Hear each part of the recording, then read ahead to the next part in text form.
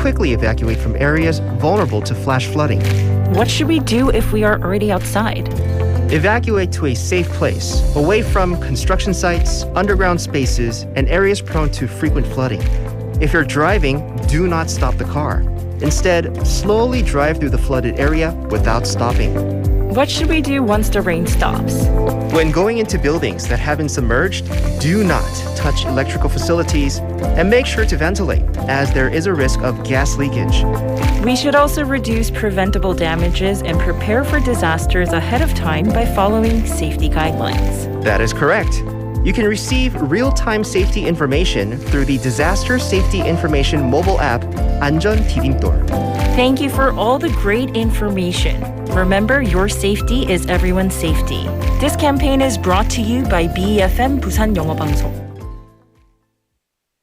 지금 방송 광고라는 부메랑을 던져보세요. 소비자를 향해 정확히 날아가는 광고. 힘차게 돌아가는 경제. 부메랑처럼 다시 기업의 이익으로 되돌아오니까요. 방송 광고, 경제에 큰 힘이 됩니다.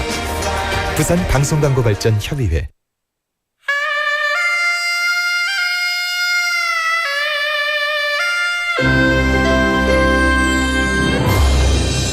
The time is now 7 o'clock.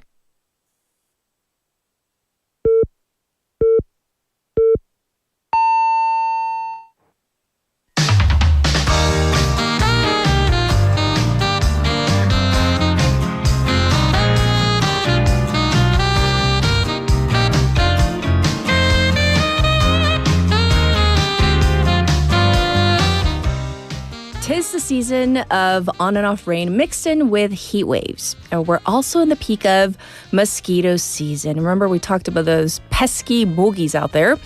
The one good thing about having these kind of extremely hot days with temperatures hovering in the mid 30 degrees Celsius range is that mosquitoes are finding it hard to survive. And that's according to the experts. Add to that the relatively non-rainy season, and you have a recipe for fewer mosquitoes. So if there's one good thing to emerge from this really hot summer season, it might be that we have fewer mosquitoes.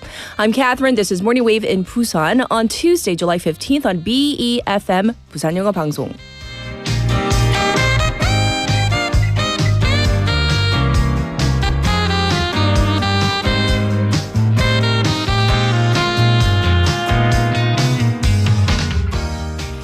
Good morning, wavers. Welcome to the program on this rainy Tuesday morning. At least it's rainy here in Busan. I hope you're all doing well, and I know we have listeners from all over the world. I see a shout out to Yogesh in London, and of course, all across Korea as well. And the thing is this, lately we've been talking a lot about the weather, the climate, the weather particularly here on land, because we live on land. But when it comes to the climate, ocean temperatures are also important. So while we've been struggling with a heat wave here on land, experts are growing increasingly concerned about the oceanic heat wave. So in Korean, that would be 해양폭염. We're seeing hotter temperatures across the Mediterranean, 지중해, and even here, all three seas around the Korean peninsula. Infrared maps of the ocean are showing deep red over these seas, with the average water temperatures 4 to 5 degrees higher than in previous years. And for South Korea, the ocean temperatures exceeded 25 degrees Celsius for the first time ever earlier this month. Experts say that the temperature tripled kind of all of a sudden, and this is unprecedented.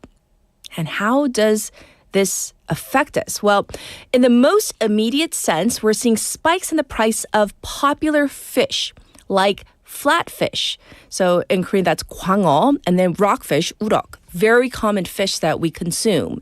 And these popular fish, we usually have them for 회, have gone up by 14 and 42% respectively. But a larger climate-related issue is the water vapors or the steam, the 수증기 that comes out of these warmer oceans. So basically, this is a vicious cycle, as a heat wave on land causes higher ocean temperatures, and then this hot water vapor causes heat waves on land. So it goes back and forth, feeding off each other. From fish prices to the overall climate, the ocean is so integral for all of us. You know, especially here in Busan, we're a port city. And this should concern just about everyone. All right, let's talk about our text topic today. Are you ready? What time of day do you watch video streaming platforms or social media the most? If you're joining us on YouTube, I hope you say right now from 7 to 9. But aside from Morning Wave in Busan, 하루 중 내가 너튜브나 SNS 가장 많이 보는 시간은? For example, 출퇴근 시간. I hope you're not doing it like in your car. That's dangerous. Like, so assuming you take public transportation. 밥 먹으면서? Do you check out social media or YouTube right before you go to bed? For me, it's the right before you go to bed. Like basically, I am physically in my bed around 11. I admit yesterday, I fell asleep. My hair was wet and then I had a towel around it. And I think I was scrolling something and then I woke up this morning at 4:30. So that's what happened.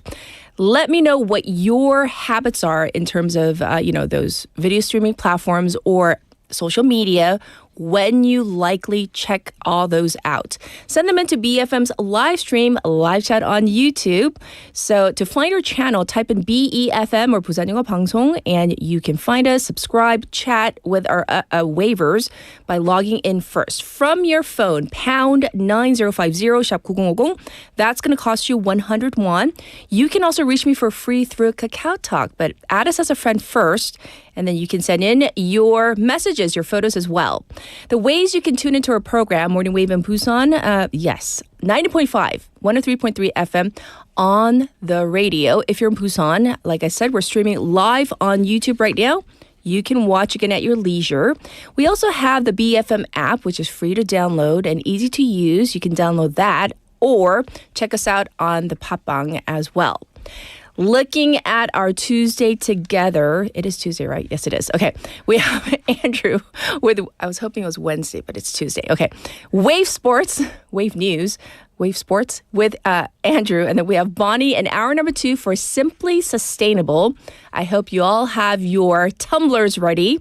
And this special interview today, we're going to be exploring the global impact of K-culture. Because let's face it, it's not just about K-pop. It's way beyond that at this point. So we're going to talk about this with our expert. In hour number 2, I'll be back with news overview.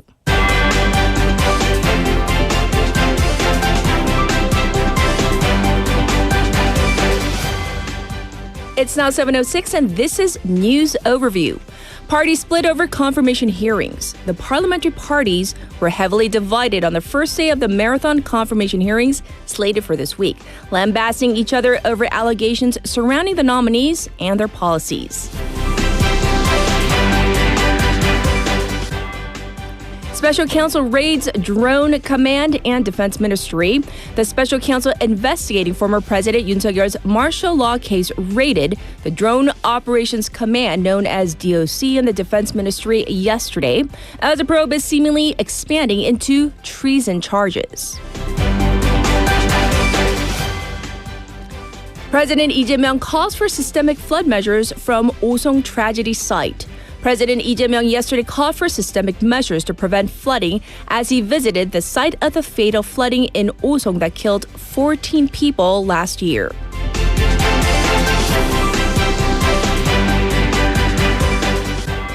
Bitcoin hits a new high in South Korea.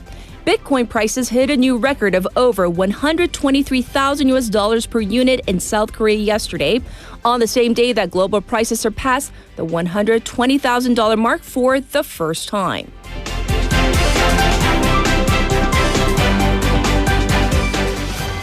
Trump to provide more weapons to Ukraine and sends tariff threats to Russia. U.S. President Donald Trump has announced that the U.S. will send weapons to Ukraine through NATO allies and at the same time threaten Russia with severe tariffs if it doesn't reach a ceasefire within 50 days. And this was News Overview.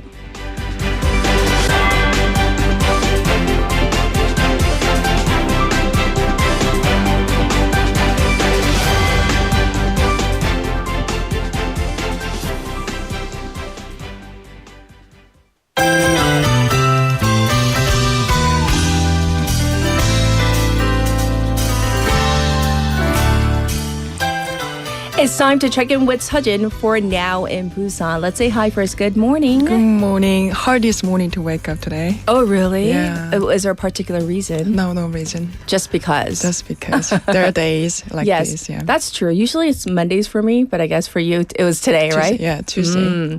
Well, for a text topic, what time of day or when do you check out, social media or other streaming platforms? Do you have a particular time of day? While eating. So, while eating. Yeah, dinner or lunch.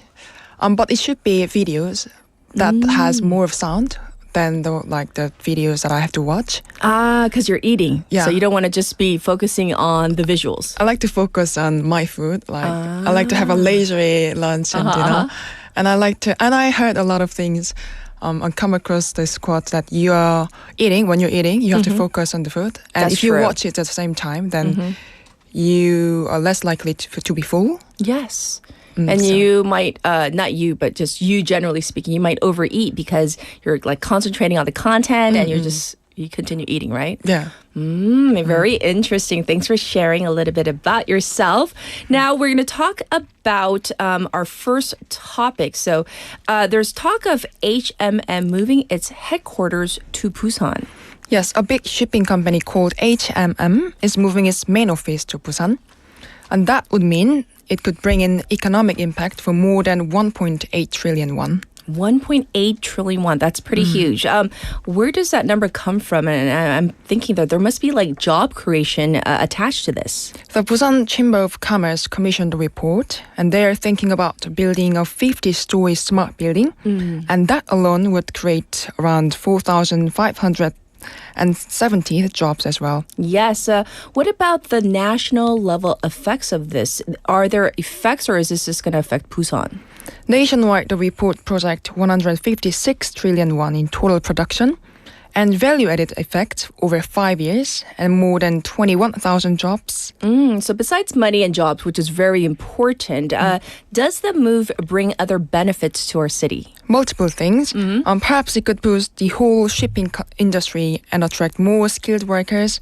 It would help Busan grow as a global shipping hub and support innovation and better infrastructure in the marine industry. Yes. And it could also help the balanced development across the country. Yes, and did the report suggest anything else? The report suggests creating a special act.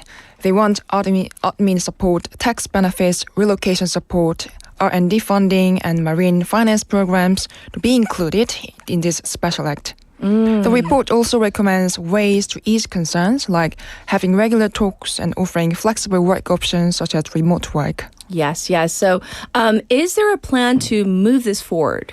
Yes, to push the relocation forward, they are proposing a joint task force which includes the city, government, businesses, and unions. And officials said this could bring a huge economic boost to the city and that the whole region will support it. I see. So once again, it's kind of a big if, but we're hoping that this does go through if H&M does move to Busan. All right, let's move to our next story. I mean, it's been hot. And I know that we're having a little bit of a break because we have some rain today here in Busan. But what is the city doing to make sure we're okay in the scorching hot weather? Busan Mayor Park Kyung-jun visited the several industrial and construction sites yesterday to check how they're dealing with the heat waves. Yes. So is this part of a larger campaign maybe? Yeah, this was the first day of what the city is calling an emergency heatwave inspection.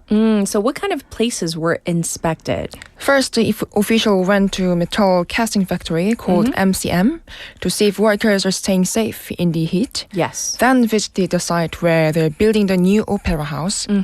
And last stop, the official checked on a new mobile rest shelter being set up for delivery and gig workers next Mexico. I see. So when they go to these sites, what are they checking for?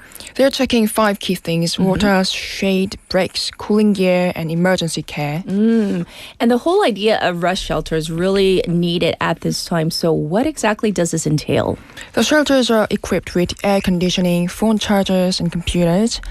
And workers also can get counseling and take short lessons there. Oh, so it does sound like the city is, really stepping it up. Yeah, Mayor Park Kyung-jin stressed the outdoor workers are the most vulnerable to heat-related illness. Yes. And asked to spare no effort in preventing further incident. Indeed. Very important to maintain everyone's health. All right, next up, we're going to talk about childcare here in Busan. So I hear that the wait times are still kind of a big issue for families who are kind of waiting for childcare, the support. Yeah, in Busan, more than 300 families have applied for government-supported childcare, but are still stuck on a waiting list. So 300, that is not an insignificant number. What kind of services are we talking about? It's called the Aidolbom, or childcare support service. Basically, the caregiver is sent to help out when both parents are working or otherwise unavailable. So why is it that they can't get help right now? Out of the 15 care service providers, 14 are already fully booked out. Yes, the city has been running the regional childcare support center since January last year. Yes. But the waiting issue still hasn't been sorted out. I see. And it does sound like families, they might be running out of patience because if they're on this long wait list and, so on. Yeah, 390 families are still waiting with no clear solution in sight. And a city official member is calling for a bold new action to address the issue. I see. So once again, that's 309 families that are still waiting and on that wait list. All right. Our next story is regarding support for electric vehicles. We call them EVs. So what's new for the second half of the year? Busan City is expanding its electric vehicle EV subsidy program for the second half of the year. Yes. So do they do this every year? Is it a yearly thing? Yes, they split the program into 2 phases each year, one for the first half and one for the second. How many vehicles will benefit or vehicle owners this time around? That's 4,805 electric vehicles for this half. And this includes 913 passenger cars, 722 trucks, and 160 buses, and 10 electric school vehicles. And what about the actual subsidy amounts? Are they offering the same as earlier this year? Yes, the amount remained the same as in the first half. For passenger cars, it's up to 8.1 million won per vehicle. For trucks, up to 13.8 million. And for school buses, up to 135 million won. Yes. So have they changed any of the eligibility rules, or is it the same? Previously, if you had a personal businesses, you could only get a one EV subsidy. Okay. But now you can get support for one vehicle as an individual and another as a business owner, so 2 in total. I see. So how can people apply for this? Once you buy the EV, the manufacturer or dealer will handle the application for you. And check out full details on Busan City's public notice webpage. All right. Thank you for all the useful information today. We'll check in with you tomorrow. Thank you, Sajin. Thank you so much. All right. Let's get to your traffic and weather. Good morning. Good morning. 굿모닝입니다. Good morning. 좋은 아침입니다. Morning wave in Busan. Morning wave in Busan. Morning wave in Busan. Major news, local buzz, and expert takes. It's all here on Morning Wave in Busan. Brighten up your morning commute with Morning Wave in Busan. Morning Wave in Busan.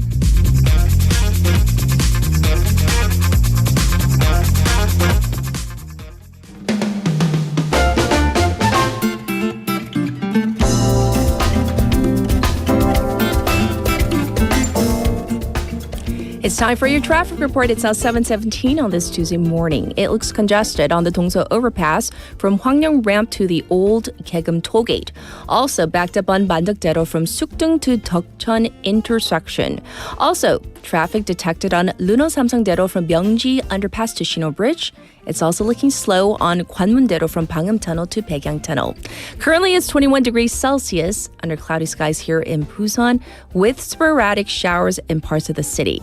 The daytime high is going to go up to 28 degrees on average with chance of rain in the afternoon. Across the country, cloudy with showers forecast across most of the nation. Daytime highs will go up to 31 degrees in some areas. This was your traffic and weather.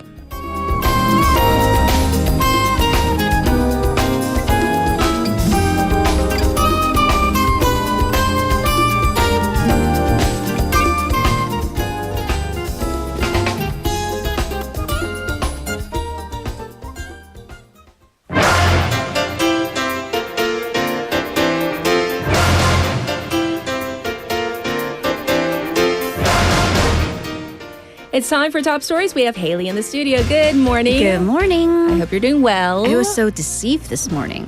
I woke up and in Sasang, it was clear. It's clear day. I had a bird chirping type of a morning. And I was then? well, thus I wore sandals. And then as soon as the car went outside Hwangyang Tunnel, my dad's like, what is that? Because it's just like gray at the entrance, at the exit of the tunnel. And we're like, what? Rain clouds. What? Yeah, so improper footwear it's that kind of a morning. Yeah. Well, for a text topic today, we're talking about when you do the doom scrolling. When am I not, though? But then I'm kind of like those people who like write tax write-offs for everything. Yeah. I just say, well, I work in news, so I have to be updated. It's an occupational hazard. It is an occupational hazard. But then one place that I don't watch or look at as social media is on the subway. While I'm commuting, that's like my forced reading time. Okay. Because I'm working on this one book. I've been working on this one book for like 8 weeks, and I keep having to renew it at the library. So I'm like, all right, at least by the 10th week, I'm going to be done. Okay. So yeah. But you're that person. You keep on renewing it? I actually, okay. Oh my gosh, I'm going to get the library police on me. You can't in Busan system because you have to wait, I think, 24 hours. Right. But I have family. Multiple library cards. We go together. So I'm like, can you? And my dad's like, it's been the same book. I'm like, I don't want to hear it. Yes. Yeah. You're going to finish it. Yes. All right, let's get into top stories. We are now through day one of the so-called confirmation hearing Super Week. Let's talk about what unfolded during the first session. Well, a lot of yelling and verbal spats that actually went well past midnight. Yes. So that goes on to today. So first, we had the confirmation hearings for the minister nominee for Gender Equality and Family, Science and ICT, Oceans and Fisheries, and Unification Ministries. Yes. Key sites of division, because we can't go through every single one. We're just going to talk about two. The Science and ICT Ministry nominee, Bae Kyung-un, and Gender Equality and Family Minister nominee, Kang Sun-woo. Yes. This was Kang's session that went well beyond midnight. But the People Power Party, or PPP lawmakers, from the get-go protested both sessions. With Bae's session, it was actually against the committee chair, Choi Min-hee's quote, what they called dictatorial 독재적 rule over the Science and Broadcasting Committee. And they actually posted the dictator on the back of their laptop. So as they were walking in, it was kind of like a picketing. So this actually led to the chair, Choi, dismissing the committee and the meeting being delayed for over 80 minutes. So it had a very late start. And then the so-called laptop protest continued into the gender equality sessions. And there it said 갑질왕 강선우 out. So this refers to the personal allegations that she allegedly abused her power against some of the aides. We'll get to that part in a bit. The People Power Party also criticized the confirmation hearings were being conducted with poor document submission by the candidates or nominees, and also for witnesses, because there are 0 witnesses selected for Bae Kyung-un and Jeon Jae-soo Oceans and Fisheries nominee, Jung Dong-yeon Unification nominee, and in Kang Sun-woo's case, only 1. I see. And there were definitely some personal issues raised during the hearing. Right, so these are the ones that have been making the headlines, so let's get through them. So the most public involves Kang Sun-woo, the Gender Equality and Family Minister's 갑질 allegations. That includes allegedly asking an aide to fix the toilet in her private home, also taking out the trash, again, from a private home. So during the hearing, she apologized for these controversies and also to the aides who are hurt in this process. She also discussed this toilet issue, and it kind of led to more confusion because she said that she had explained an aide to with her regional office about what should she do because the bidet on the toilet was leaking and just spewing water everywhere, and noted that the regional office, her district office, was 2 minutes away from her home by car. So she said because it was so close, she had kind of asked for help, that she didn't realize at the time this could be perceived as an unjust work demand. And as for the trash issue, her explanation, which came in earlier in the day, was that she had taken some food down with her from home into her car to eat as breakfast. And when she didn't finish, she forgot about that and left it in the car. So that was the trash that she referred to. However, later yesterday, SBS again released a telegram dialogue between her and her aide where Kang, at least according to the screenshots, tells the aide to throw away the trash from her home, which is a 10-minute walking distance from her district office. She also had some issues with the registered address because she lives out of a residence in Gangwamun, but her registered address is in the Gangseok-gap district, where she is a National Assembly representative. So she actually said that her child, who has a developmental disability, needed to adjust slowly to a new place from their home in Gangwamun to her new district, so that she kept her Gangwamun residence and they were making a slow transition. Okay. In any case, that's what happened. We have a lot more coming up today, day 2. Just to give you a rundown of what's happening, Patriots and Veterans Affairs Minister nominee Kwon Oh-ul, Defense Minister nominee An Kyu-baek, SMEs and Startup Han Sung-suk, Environment Minister nominee Kim Sung-hwan, and the National Tax Service Chief nominee Im Kwang-yeon, all due for confirmation hearings. Yes. So it's going to be another busy day today. Well, let's move on to the special counsel investigation against former President Yoon Suk-yeol. The counsel failed to get the former president to appear for questioning yet again. Right. So former President Yoon Suk-yeol was summoned to the special counsel offices yesterday afternoon. And apparently the special prosecution led by Cho Eun-seok, they tried to apprehend him by force. It's called 강제구인, but failed to do so. Okay. So according to the council, they had requested that officials at Seoul Detention Center go to his cell and try to get him to come to the summons.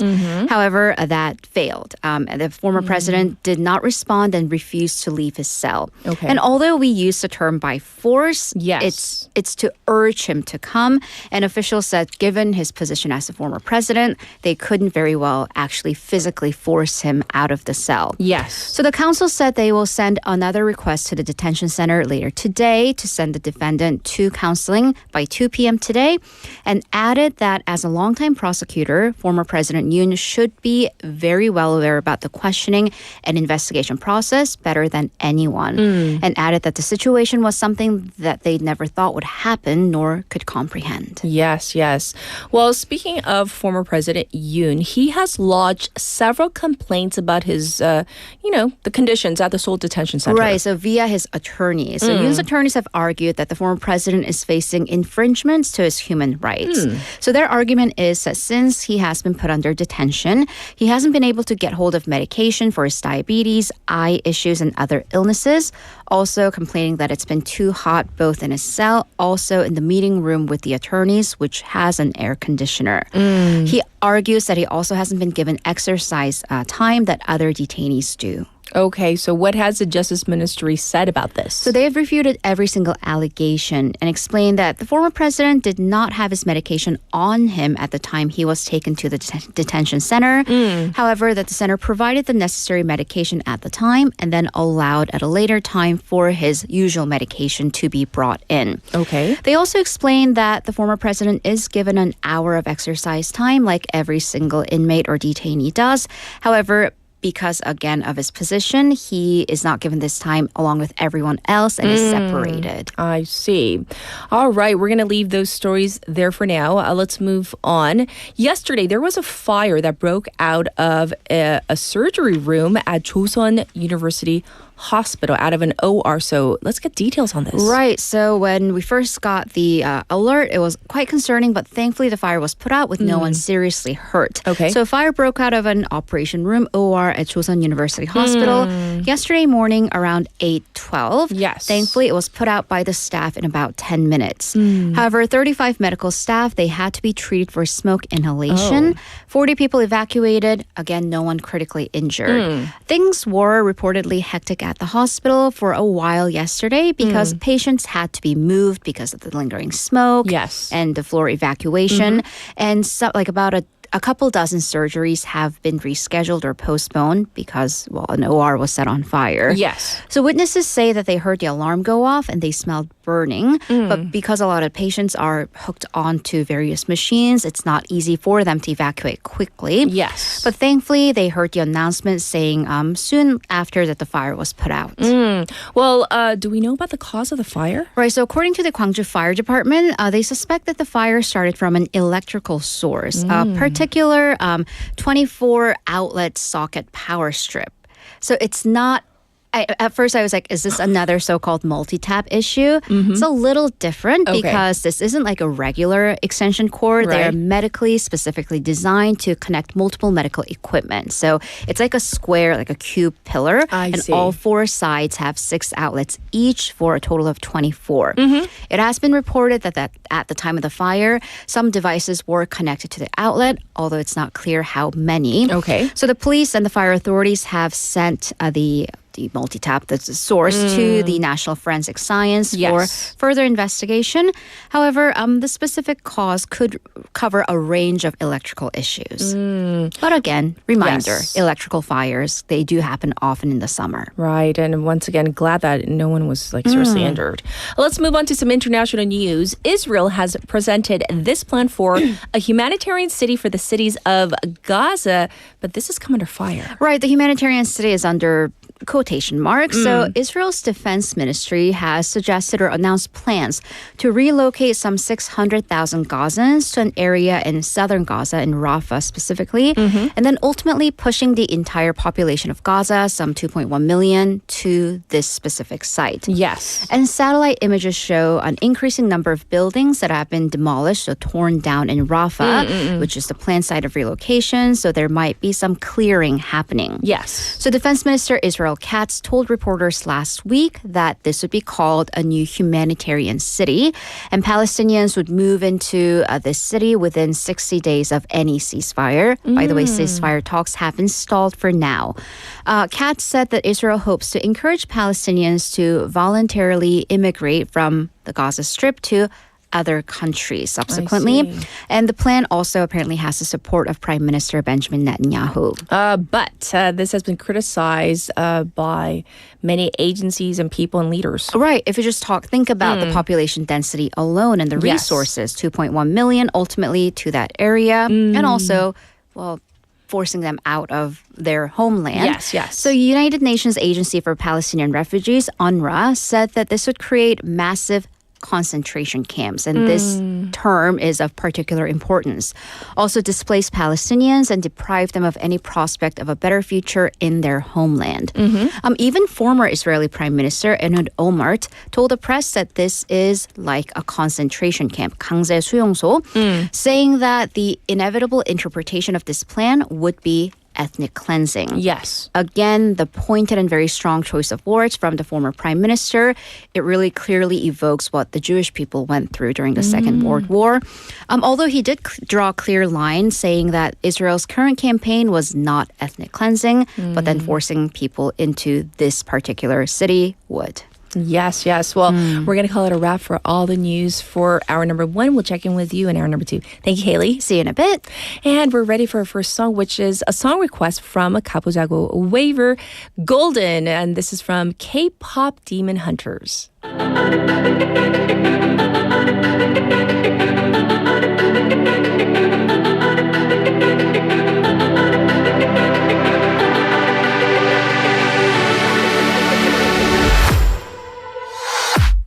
I was a ghost, I was alone. 두어진 길 속에 Given the throne, I didn't know how to believe I was the queen that I'm meant to be. I lived 2 lives, tried to play both sides, but I couldn't find my own place. Caught a problem child, 'cause I got too wild, but now that's how I'm getting paid. 끝없이 on stage, I'm done hiding, now I'm shining like I'm born to be. We dreaming hard, we came so far, now I believe. We're going up, up, up, it's our moment. You know together we're glowing, gonna be golden. Up, up, up with our voices, no one is just so often. Gonna be golden. Oh, I'm done hiding, now I'm shining like I'm born to be.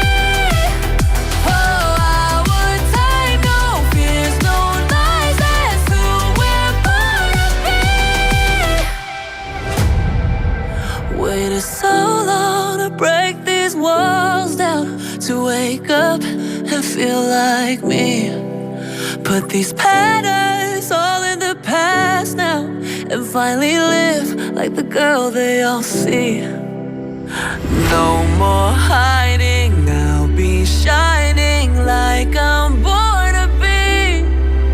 'Cause we are hunters, voices strong and I know I believe. We're going up, up, up, it's our moment.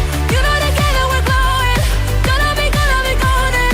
Oh, up, up, up with our voices. Going to get just a woman. Gonna be golden. Oh, I'm done hiding, now I'm shining like I'm born to be. Oh, our time, no fears, no lies, that's who we're born to be. You know we're gonna be golden. We're gonna be glowing like every night on it. You know that it's our time, no fears, no lies, that's who we're born to be.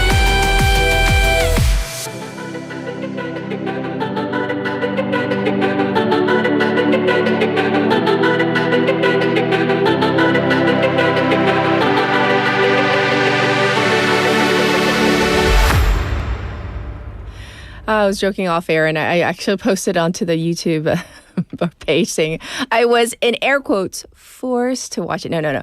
I watched it because my little one wanted to see it, and I was kind of pleasantly surprised at how they really portrayed, I guess, the idolization of K-pop stars. So it was very interesting, I'll say, and the songs are really good. Well, looking at some of your responses to our text topic today, I asked you, when do you do most of your perusing on the internet, whether it's social media or checking into some sort of, streaming platform. And let's see what some of you had to say. Well, first up, we have Benny saying video streaming platforms all day when BFM programs air on my laptop. And then social media, he says, from time to time. So yes, we know you're like tuned into all the programs, Benny. So thank you for the support for all the programs. Also, other people say like, I see a lot of like, I while they're eating is kind of a common answer that I'm seeing as well. And also, let's see, one more. E. Mirunim says, my doom scrolling happens mostly in the evening when I want to be productive with my hobby, in parentheses, drawing, but too tired because of work. So instead of doing either drawing or resting, I end up on the phone. Yes, many of us end up on the phone. It's kind of like we're drawn to it, but definitely, I think it's a common thing to be drawn to your phone, especially right before going to bed. That's when I do it the most. Of course, throughout the day, checking out bits and pieces, but definitely at night. Well, we're going to get to Wave Sports. I'll be back with Andrew in just a moment.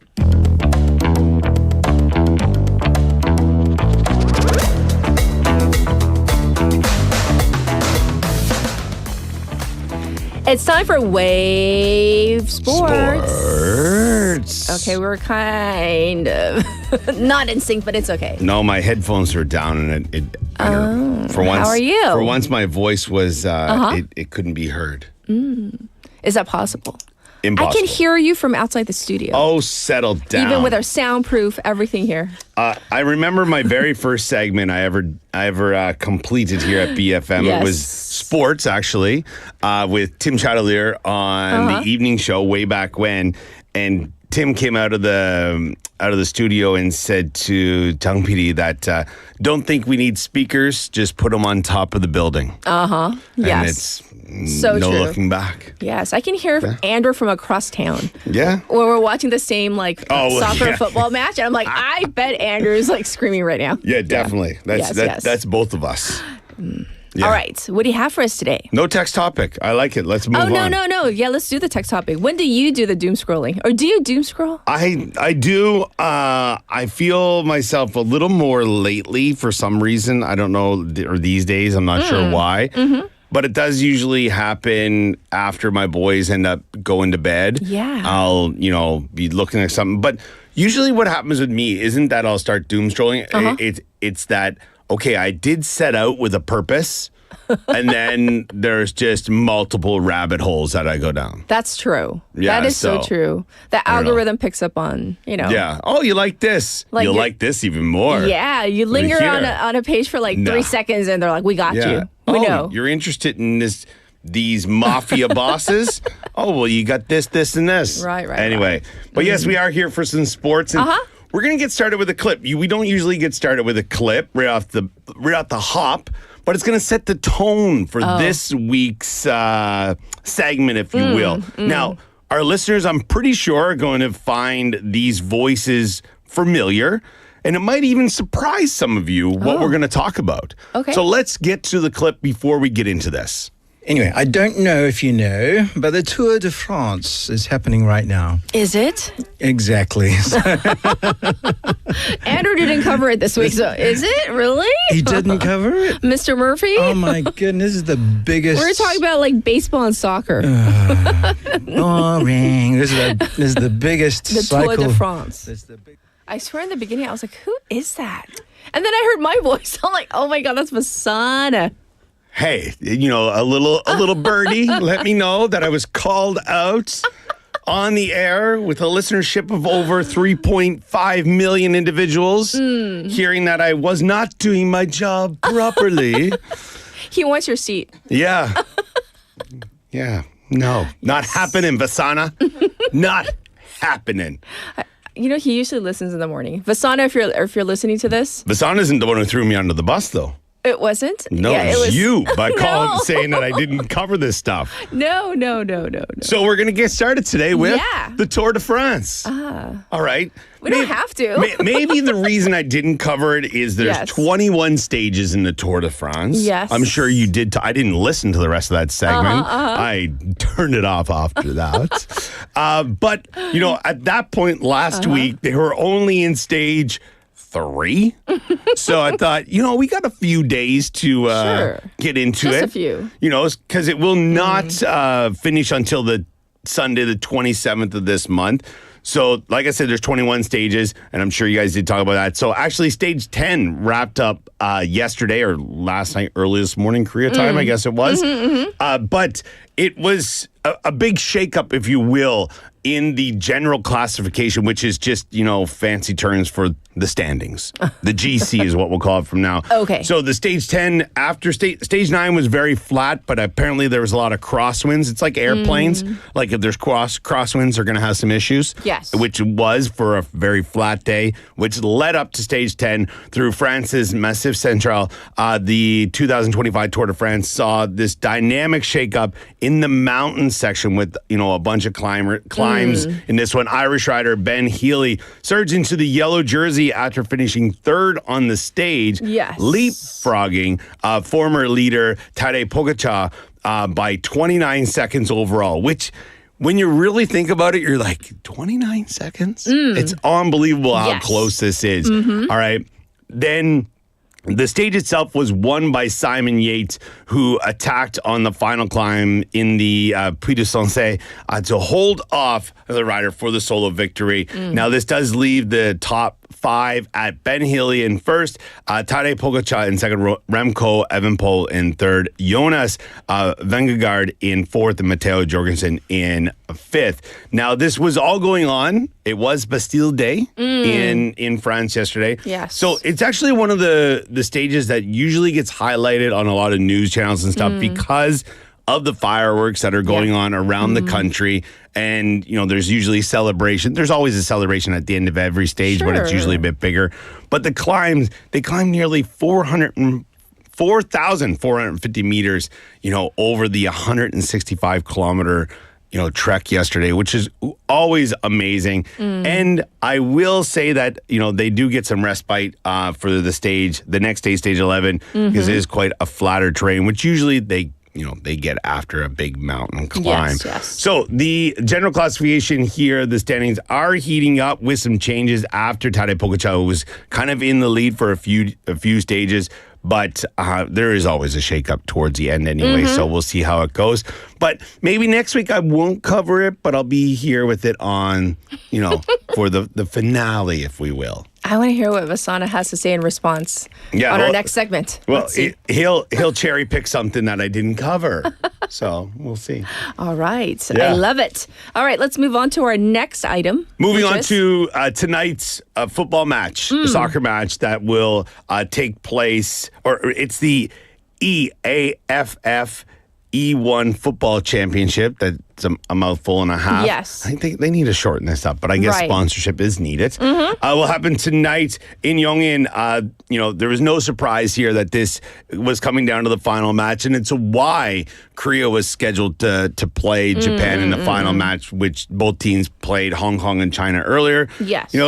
Did well enough against them that, this is for all the marbles, if you will. Now, the thing here is that Japan actually only needs a draw to win because of goal differential. I see. The goal differential for them is a difference of 7 over the tournament, and Korea's is 5. But so, I guess Hong Myung-bo and his team, they're going to have to go out and look to win, not just to draw. Right. Which it can maybe set them up for failure. Do you know what I mean? Because if they are looking from the outset to go at it, or at the end of the game, if they are chasing. Yes. So it'll be interesting to see what will go on. And, last week during our segment, we did talk about this, and we talked that, there are no European players or European talent in the tournament. And this is for all teams, not just, for Korea. It's Japan's missing some massive players as well. Right. But it has given him a chance to debut almost a dozen players, which is pretty uncommon for a national team to have that many players make their debut. And a lot of people, like you had mentioned last week, it is a glorified tryout for the team for next year's World Cup. Sure.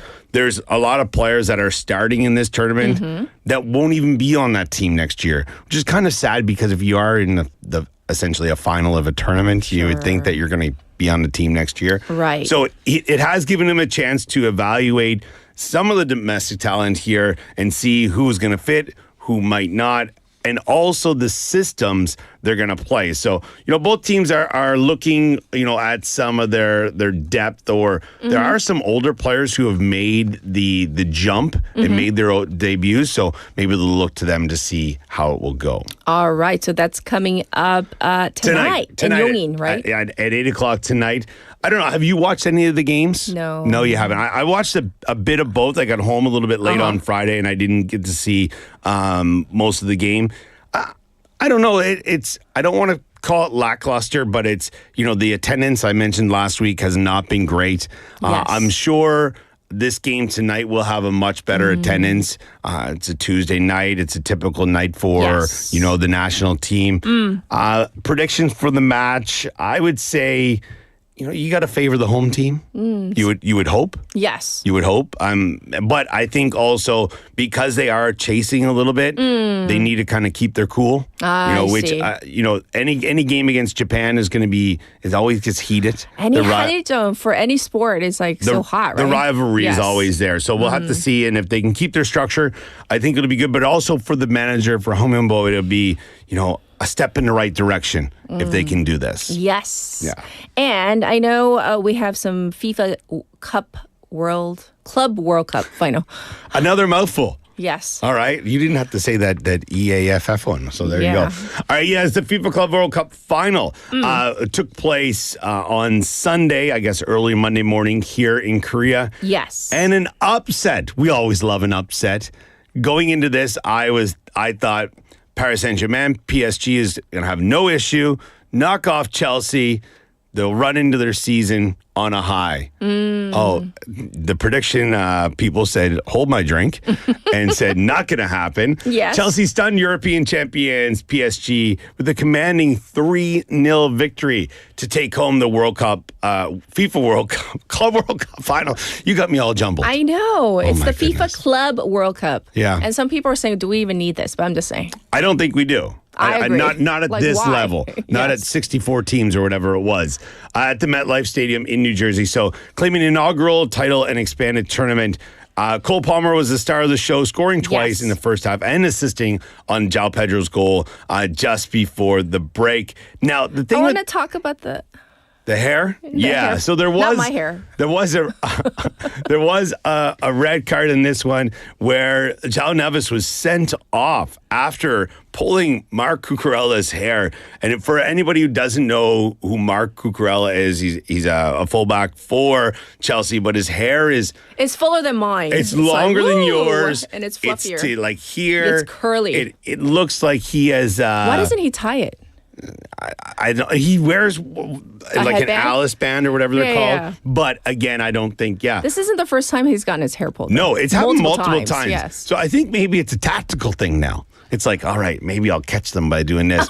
But, that wasn't the only firework, if you will, that was sent off. It was at the end of this game. Yes. Where, there were some people that saw the red mist, if you will. And one of those was Luis Enrique, the manager for PSG, who pushed João Pedro. And, I think he needs to go to acting school a little bit better because he wasn't fooling anyone. I don't think, the manager, Enrique's, I'm not saying he's not fit, but I don't think he's going to be shoving a smaller guy going, I don't know. But anyway, they're looking at, there might be some suspensions that will be coming out of this. But because it's a FIFA sanctioned event and it's not a league thing, they're not really sure where these sanctions will fall. Exactly. Because even the Champions League, that's a UEFA event. So we'll have to wait and see where that happens. It's not like wait 4 years for the next edition of this and then you can't play. So I don't really know how that's going to work. All right. Yeah. Well, people want some Wimbledon news. Wimbledon news. Waiting. Yeah. Yes. So the men's final recap. So Yannick Sinner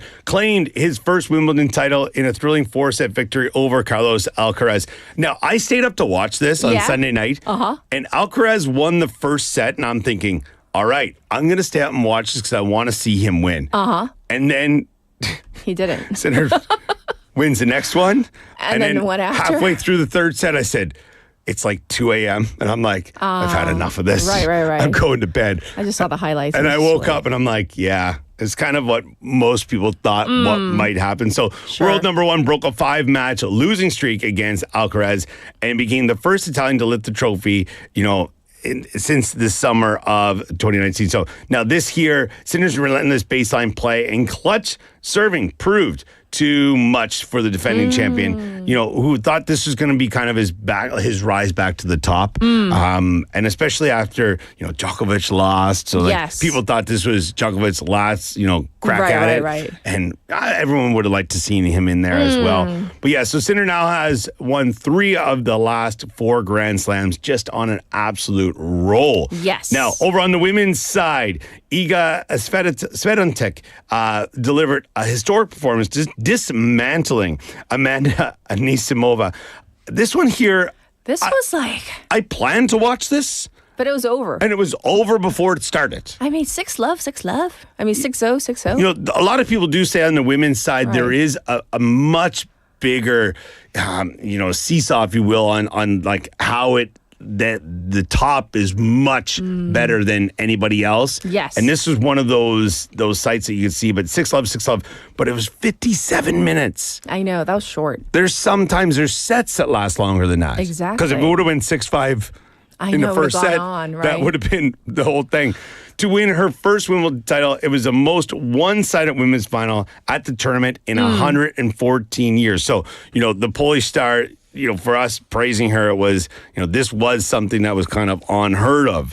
That's just unbelievable. So now this was her 6th Grand Slam and completing her career trifecta of major surfaces, which is pretty amazing for that. So amazing wins for both the ladies and the men's side. So we got to call it a wrap. Last thing, just real quick. I know, let's squeeze Baseball. it in.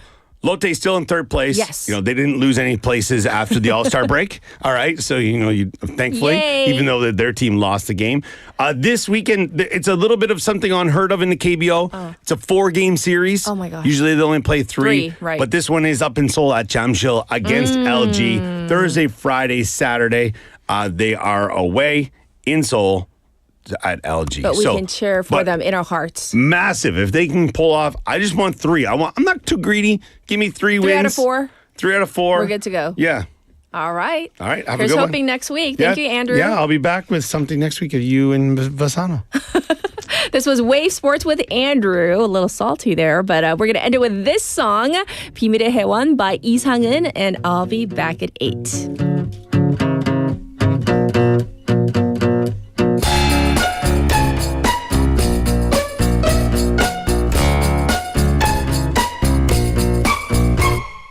바람을 타고 날아오르는 새들은 걱정 없이 아름다운 태양 속으로 흠표가 되어 나네. 향기 나는 연필로 쓴 일기처럼 숨겨두었던 마음 기댈 수 있는 어깨가 있어. 비가 와도 젖지 않아. 어제의 일들은 잊어. 누구나 조금씩은 틀려. 완벽한 사람은 없어. 실수투성이고 외로운 나를 봐. 난 다시 태어난 것만 같아. 그대를 만나고부터 그대 나의 초라한 마음을 받아준 순간 같아. 라라라라라.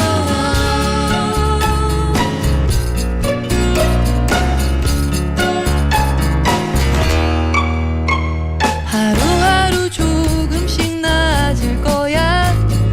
그대가 지켜보니 힘을 내야지. 행복해져야지.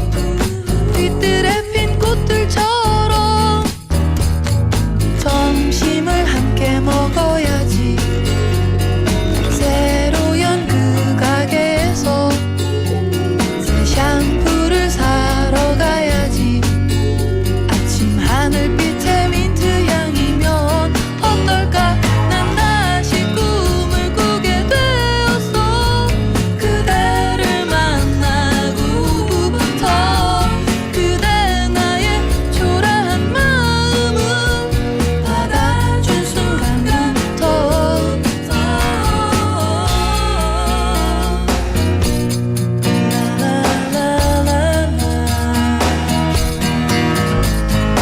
월요일도 화요일도 봄에도 겨울에도 해가 질 무렵에도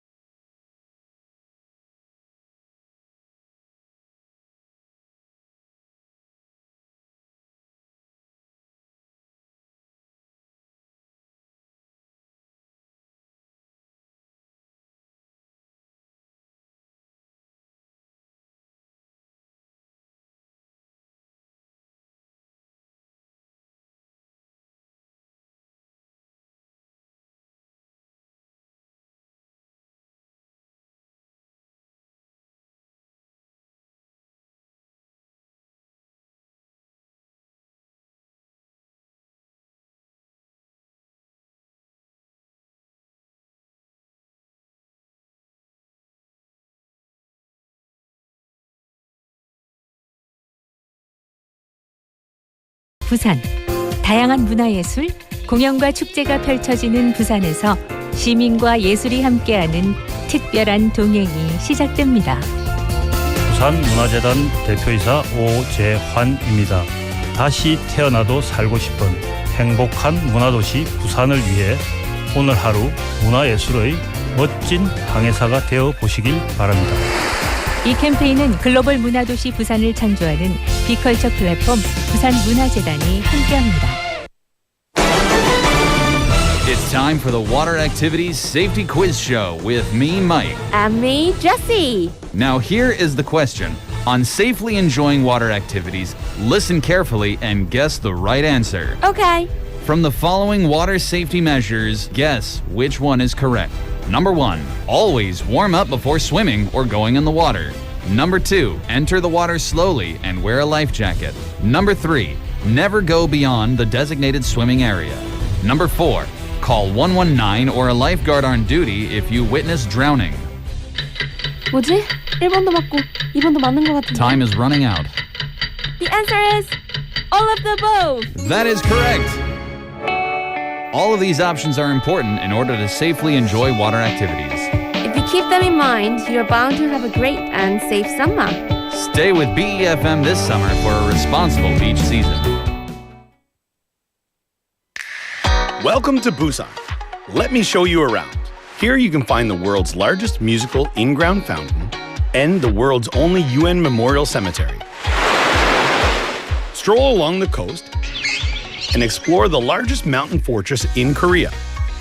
As well as all this, there are so many tourist attractions, beautiful exhibitions, vibrant culture, convenient facilities, and delicious foods unique to Busan. With all the beauty and charm of the amazing city of Busan, you'll find yourself right at home in this ever-changing tourism paradise. So stay with us a while. Busan, your number one tourist destination. Your home, away from home.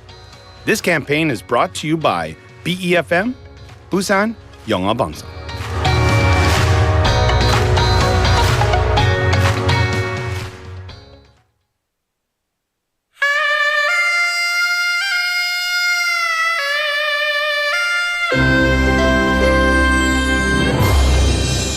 The time is now 8 o'clock.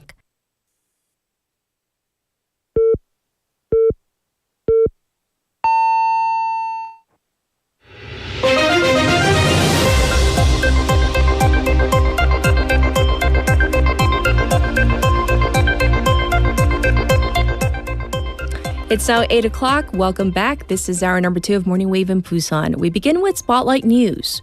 Party split over confirmation hearings. The parliamentary parties were heavily divided on the first day of the marathon confirmation hearings slated for this week, lambasting each other over allegations surrounding the nominees and their policy. Some of the sessions, including Science Minister nominee Bae Kyung-hoon and Gender Minister Kang Sun-woo, were delayed or suspended as the ruling Democratic Party, DP, and the opposition People Power Party, PPP, were locked in arguments. The National Assembly is scheduled to hold confirmation hearings for 16 cabinet members and the head of the National Tax Service. The nominees do not need parliamentary approval.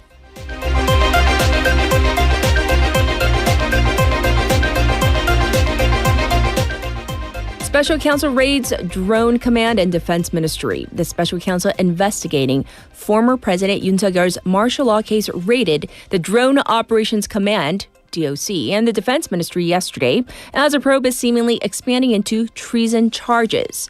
The Special Counsel, led by Cho Won-suk, sent investigators to 24 locations to seize evidence related to the case. Allegations have been raised that Yoon may have ordered the military to send drones to North Korea last year as justification to his martial law imposition, and that the military was allegedly involved in the cover-up of the drone operation.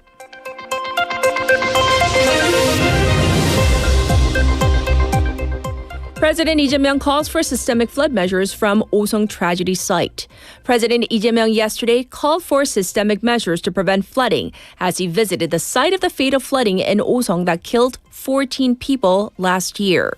He called for possible structural and systemic solutions, increased accountability at every level of government, and the need for regular inspections of such facilities. The presidential office said that he also reviewed the ongoing investigation into the case and emphasized the need for strict punishment for when poor management leads to fatalities.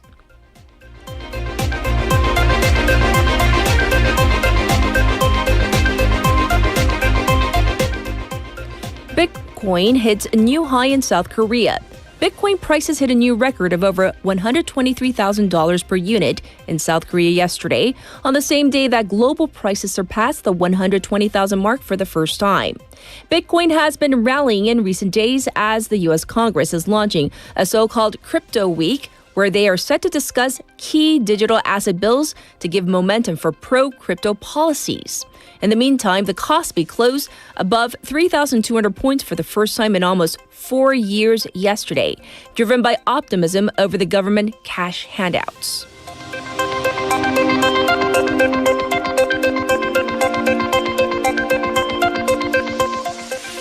Trump to provide more weapons to Ukraine sends tariff threats to Russia. U.S. President Donald Trump has announced that the U.S. will send weapons to Ukraine through NATO allies and at the same time threaten Russia with severe tariffs if it doesn't reach a ceasefire within 50 days. The announcement came after a meeting with NATO chief Mark Rutte, who confirmed that the Europeans will pay for the American weapons to Ukraine while sending Ukraine their own air defense systems. Trump expressed his frustrations with Russian President Vladimir Putin and gave him a deadline of 50 days to end the war or face 100% tariffs on Russian goods, along with sweeping secondary tariffs, likely trade sanctions on nations that trade with Moscow. And this was Spotlight News.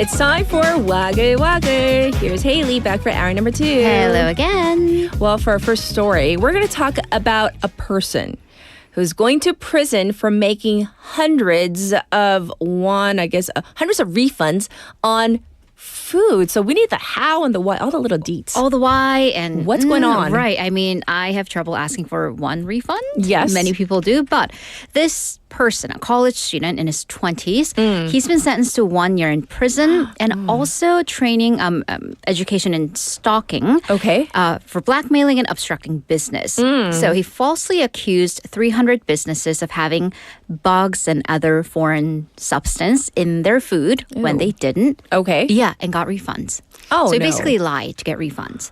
Right, so this happened from January of 2023 to December of last year, where he would go around Seoul and order delivery food and then tell the owners, hey, I found a bug in your food. 음식에서 벌레 나왔는데요. Right. So he did this across 305 different businesses and made 7.7 million won, 770만 원. Right. 거짓말까지 하고. Right. So, he was also found guilty of blackmailing. Exactly. So telling someone, lying, obviously, saying that there's a bug or something in your food that's lying. But then where did it cross into blackmailing? Well, for owners who refused to give him a refund because they were adamant that, no, we are very clean. We don't have, where's the photo proof? Yes. He threatened them that he would report this to the media.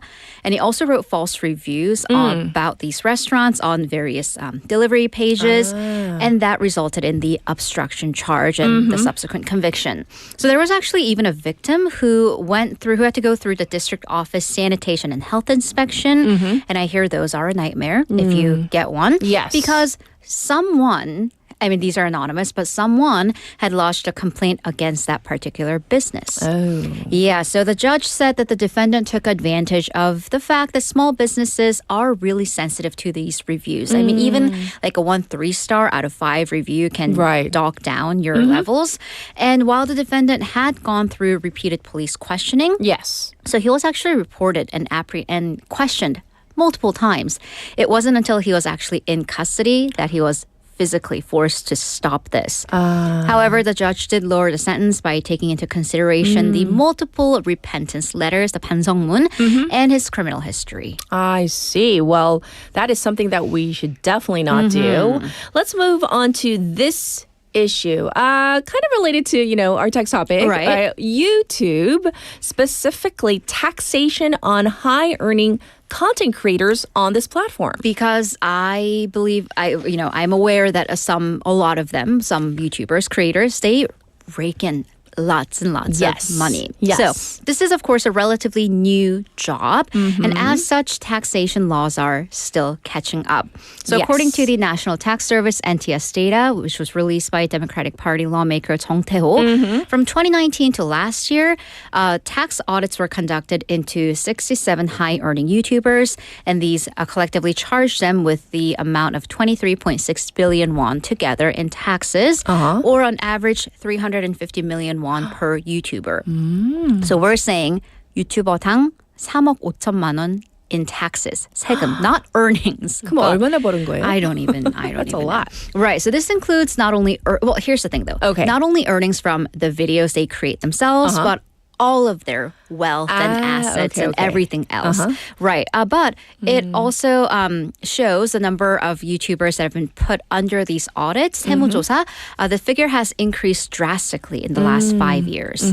Yeah. So this is something that, of course, we've heard about this before, where the taxation comes in.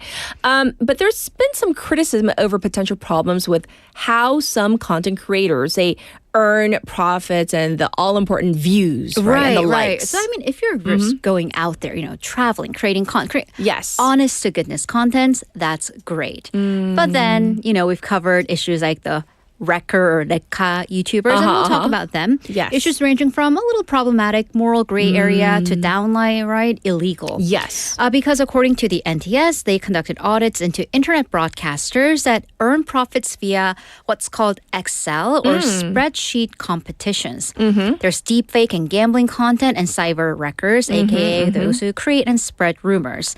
So we know who the wreckers are. Yes. But what about the Excel or spreadsheet broadcast? Right, so there are apparently videos on a subset of the internet where creators, they're called BJs in Korea, they will do provocative dances and poses, the drill, and then list the profits on a spreadsheet they'll list the viewer super chats amongst the different BJs in that particular agency, and basically prod the viewers or the fans to give more so their star can make it onto the top of said spreadsheet.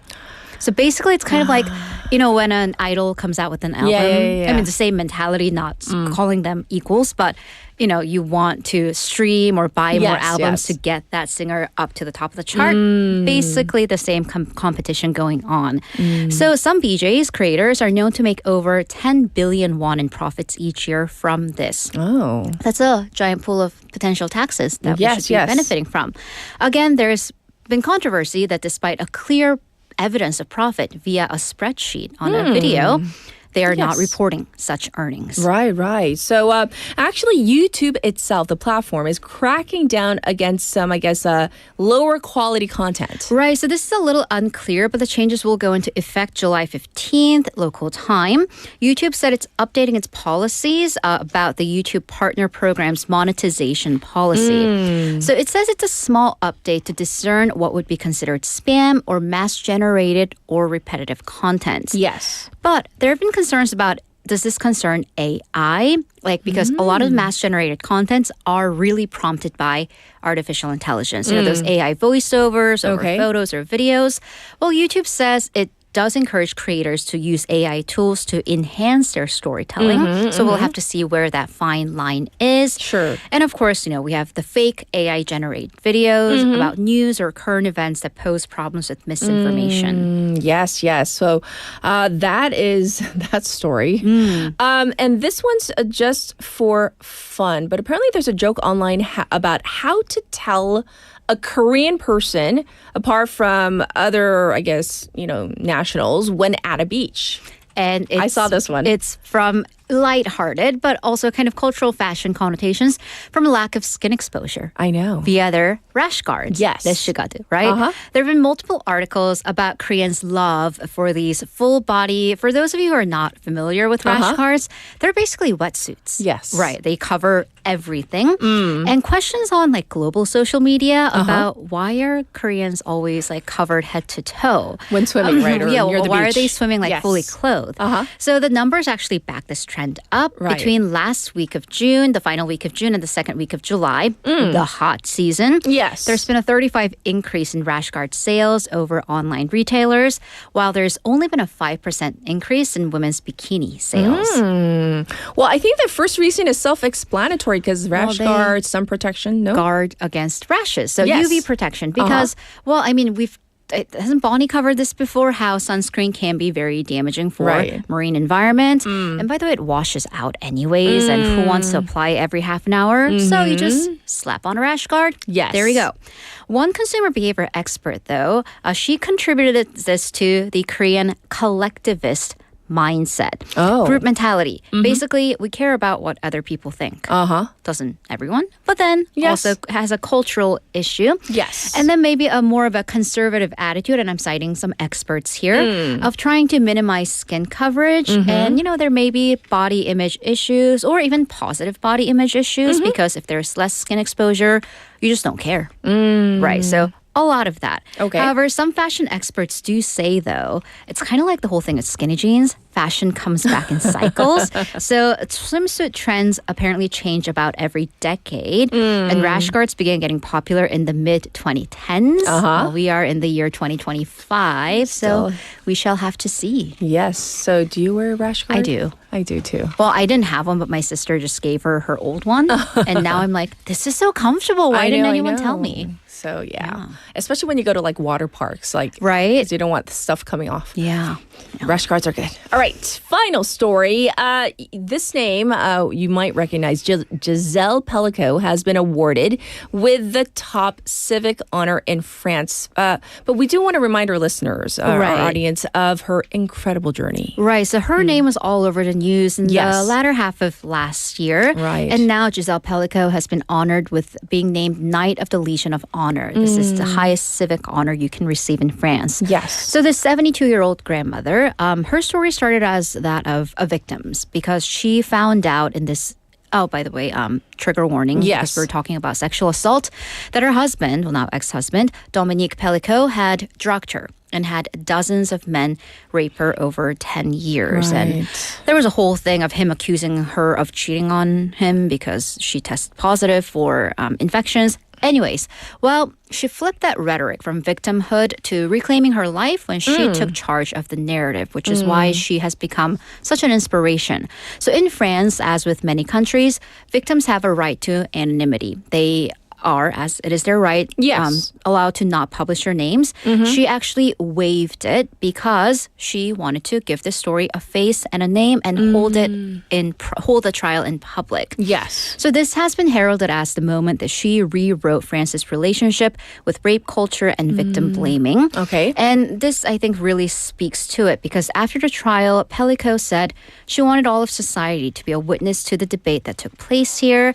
She has confidence in collective societal capacity to find a better future for everyone, women and men alike, to live in harmony with respect and mutual understanding. Right. And I definitely think she inspired so many people. Right. So there were certainly moving scenes when she came out of the hearings. People were lined up outside the courthouse applauding her.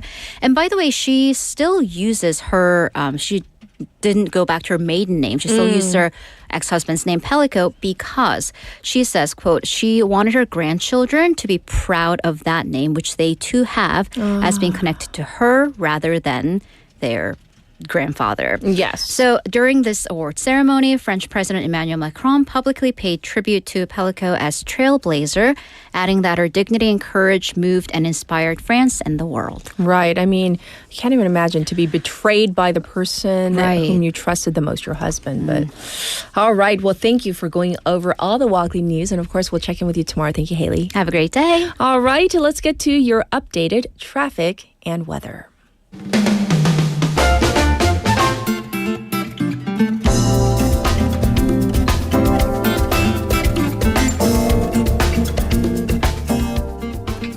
Here's what's happening out on the roads. It's 8:16 right now. It looks congested on Gwangan Bridge on that top portion going toward Daean. Also backed up on Mandakdero from Mandak intersection to Mandak Cathedral. There is traffic on Kayadero from Kegum intersection to Chure intersection. It's also looking slow on Yeonsuro from Suyong to Mangmi intersection. It's currently 22 degrees Celsius here in Busan under cloudy skies with sporadic showers in parts of the city. The daytime high is expected to go up to, on average, 28 degrees. And yes, there is a chance of rain in the afternoon again.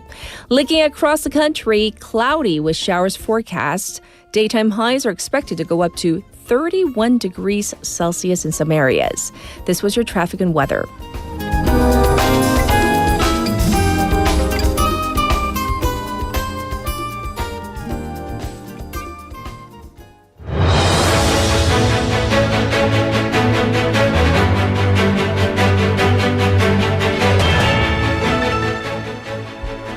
It's time for our special interview. You know, it's not just Koreans. People around the world have heard of Hallyu, the Korean wave. And if that word doesn't ring a bell, what about things like K-pop, BTS, or maybe lately, what was it? K-pop Demon Hunters, really hot right now.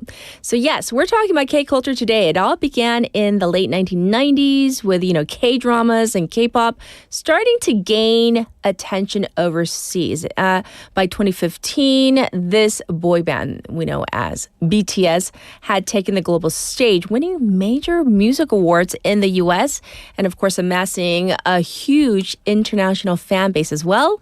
And since then, we have had award-winning Korean films, musicals, and even novelists have been added to this growing global fascination with Korean culture.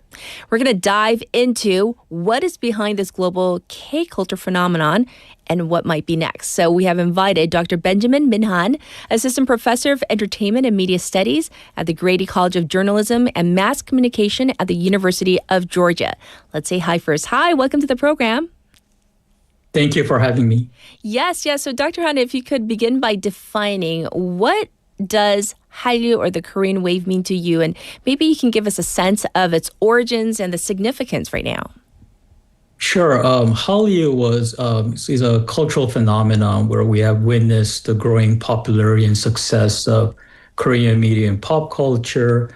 The term was first used by a Taiwanese newspaper in 1997, China Times, to discuss the growing competition that was coming from the Korean TV drama industry. Yes. And later, in 1999, it was used in China to talk about the popularity of Korean singers. And the significance of the Korean wave is the fact that when we talk about global pop culture, it usually came from Western nations, particularly the United States, but now we have Korea has emerged as an epicenter of cultural productions. So it's very significant in how we have media flows from the East to the West and even to the global South. Yes. So it goes far back than people, sometimes they think, oh, it's just so recent. But of course, the roots go way back, Dr. Han. But what do you think makes K-culture stand out from other global pop cultures right now? Yeah, I think it's really the fans that are playing a significant role. There's a lot of reports about it's the government that has really driven the Korean wave. But for me, I think from my research, it's the fans that are really contributing to the globalization of Korean media and pop culture.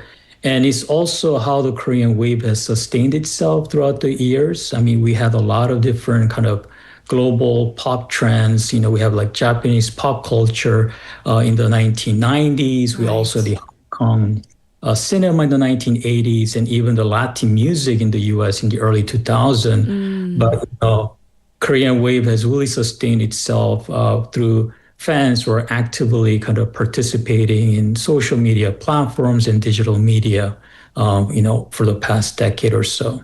Yes, yes. And the thing is this, maybe initially when we talk about like K-pop, crossing borders, it was mainly to other Asian countries.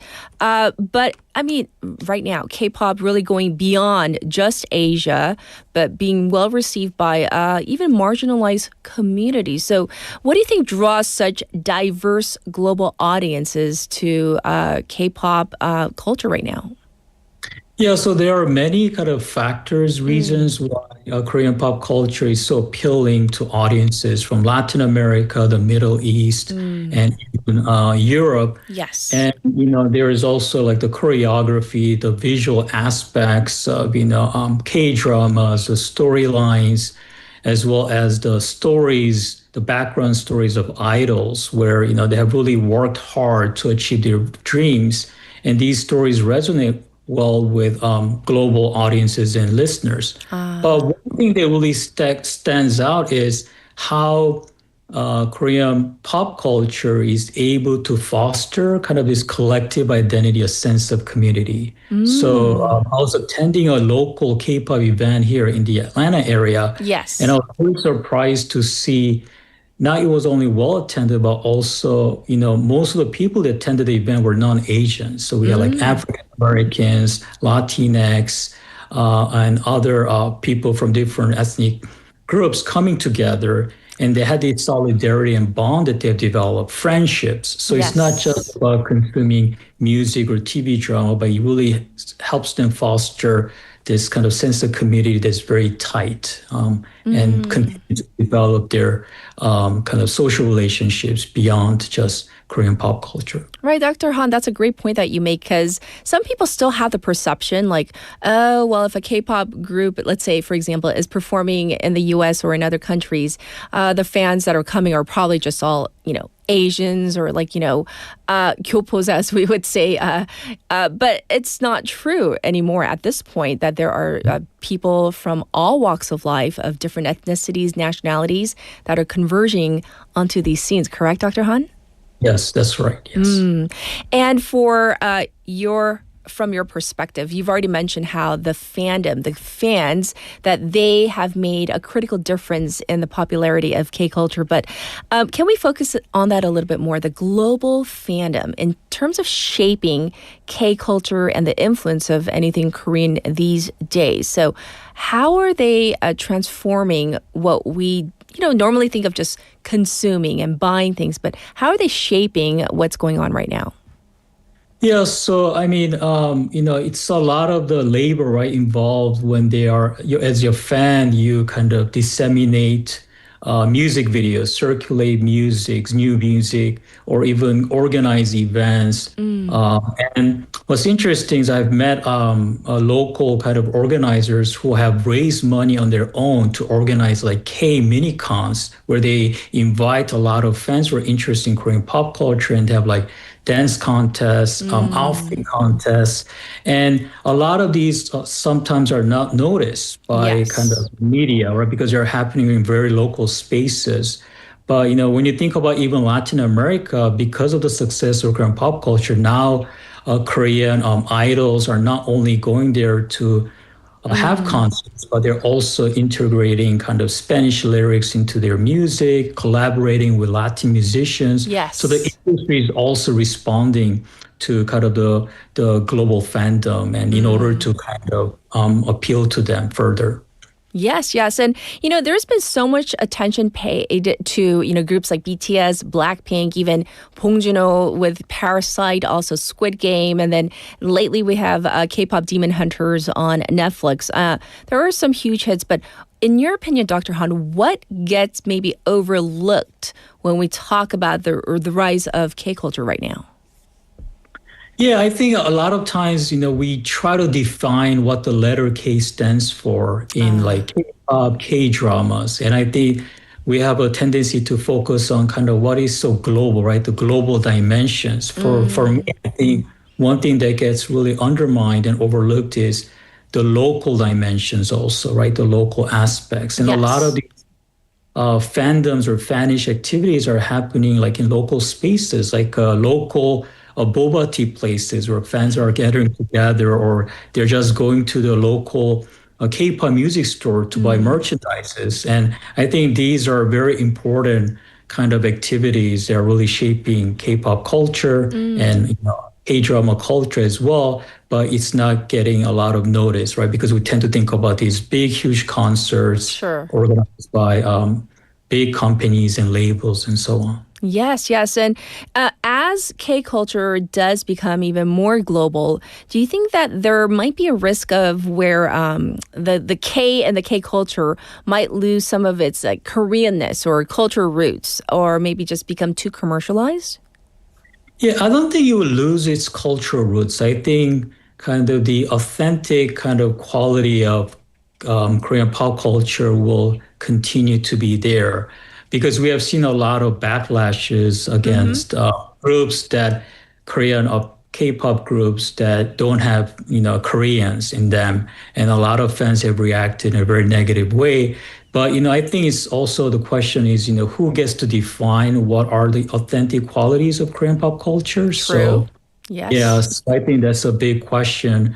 And yes, and the question of commercialization, we shouldn't just think about K-culture in terms of exports or economics. How can we export more? But also have to think about how can we, help the local industry to continue to thrive and grow by, creating an atmosphere for our content creators, are experimenting with new genres, new ideas, and and also helping them to continue to produce diverse content. Indeed. Yes. Dr. Han, we have a message from one of our listeners, Leslie, who's in Colorado, and she happens to be non-Korean. And she writes, it's important to point out that the increased prominence of K-culture extends beyond consumption, but also for tourism, with more interest in visiting Korea or even moving to Korea. So what are your thoughts on her comments? Yeah, I think that's definitely true. There has been growing interest in Korean language. So a lot of universities are offering like Korean language classes. Yes. Students are more interested in visiting Korea.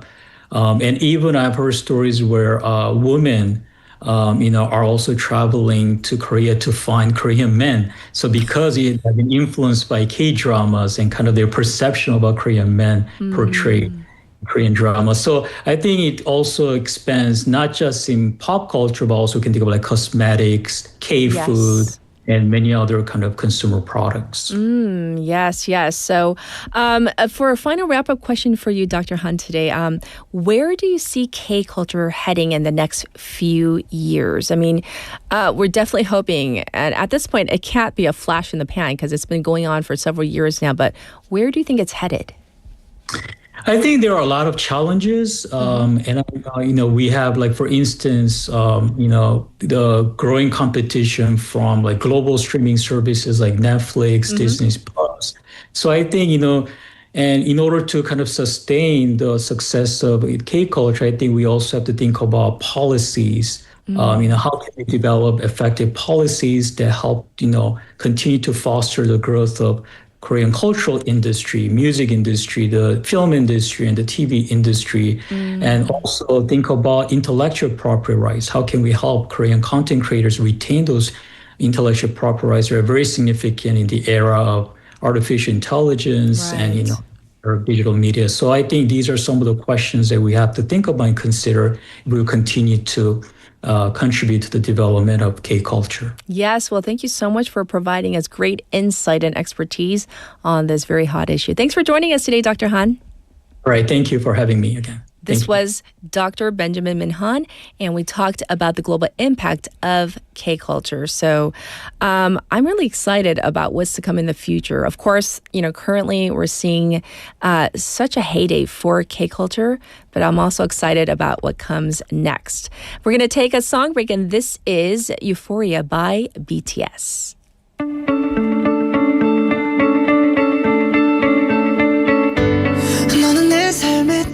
짙은 햇빛 어린 시절 내 꿈들의 재림 모르겠어 이 감정이 뭔지 혹시 여기도 꿈속인 건지 꿈은 사막의 푸른 신기루 내 안 깊은 곳에 아프리아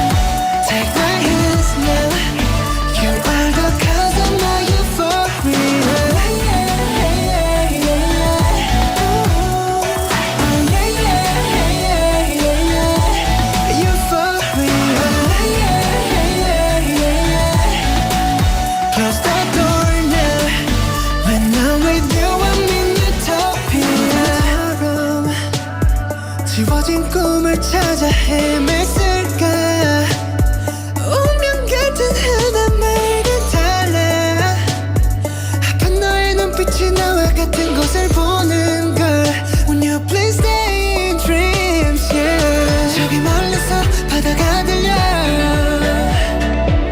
꿈을 건너서 숲을 너머로 선명해지는 그곳으로 가 Take my hands now You are the cause of my euphoria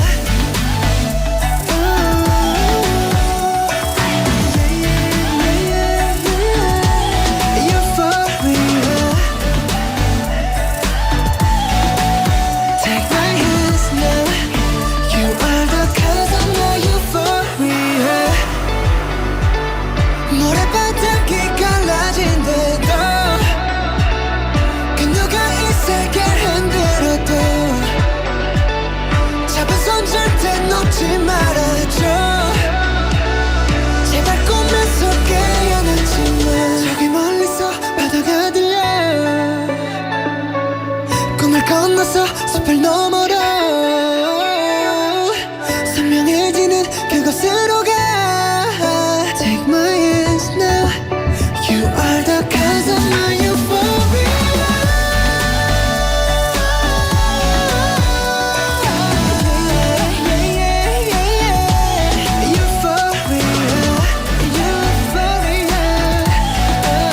Take my hands now You are the cause of my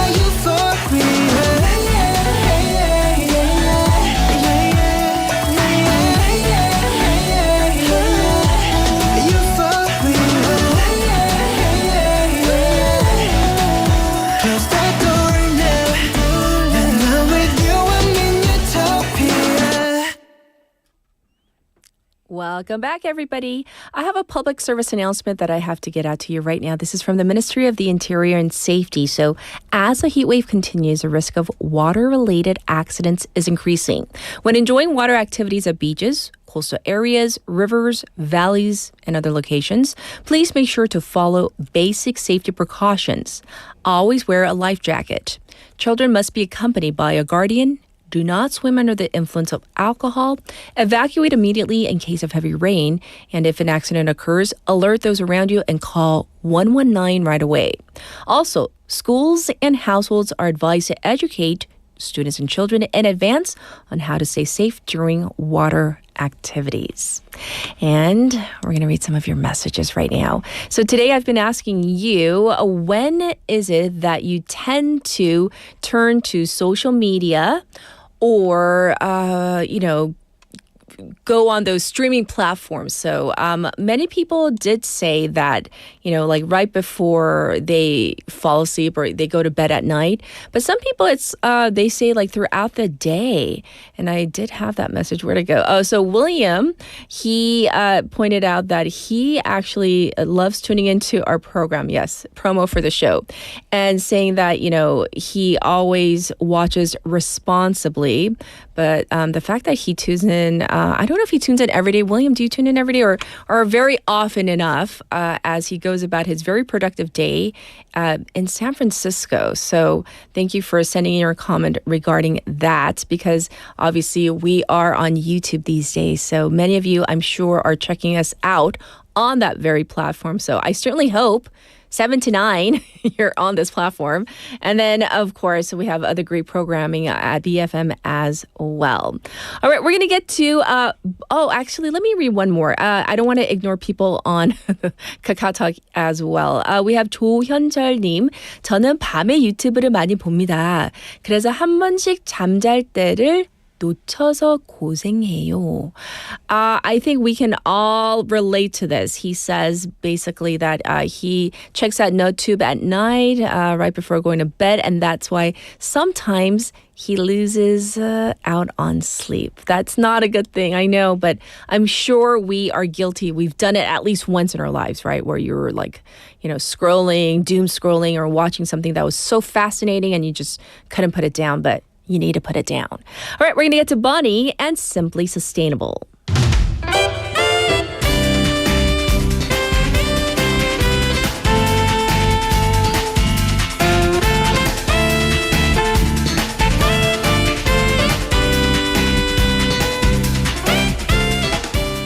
It's time for Simply Sustainable. Guess who's here? Bonnie's here. Hello, good morning. How are you? I'm good, thank you. Yay. So, when do you check out like social media? Is it throughout the day or do you have a particular time? All throughout the day, I'd say I go on and just check once in a while. And then at couch time, just at nighttime, at the end of the day. But I try not to go on it right before bed. So I kind of like have a cutoff time. I actually have one of those timers on the phone, you know, that cuts you off on social media. But I do press ignore. One too many times. But Even Bonnie. It does remind me, like, That's a okay, great you've reached reminder. your limit. Yeah. And then I feel guilty about pressing that button, that ignore button. But once in a while you it. press that. Yes. Ignore yes, I have snooze. Yeah. Yes. When no one's around. no one sees me. Benny says, bring in the reusable tumbler. Well, I see one. Or lack thereof. Yeah. I mean, nothing. Nope, Nothing is okay too, right? Plastic, though. No single use. No single use. Everyone got gold star. Gold stars for everybody. Well, what are we going to talk about today? Okay, today we're talking about something that I think is just so fascinating. And it made me think of this topic of just trends, the danger of trends that are going on. Because Korea might be one of the top capitals of trends, I think. I agree. Fast coming and fast going, right? And the thing with Korea's trends is that they reach worldwide. Something that you might see trending in Korea might reach overseas, maybe a year, 6 months later, or maybe even a couple years later. And whether it's fashion, I see a lot of fashion trends going over. Right. Obviously, skincare, beauty trends, food trends as well. You know, like different challenges that go on those social media platforms. And then they start going crazy everywhere else. But the latest phenomena, I think this one is very fascinating. It's this little doll that is, in my opinion, not quite cute, but you might differ. The opinions might differ out there. Oh, that one? Yes, the something boo boo. The Labu.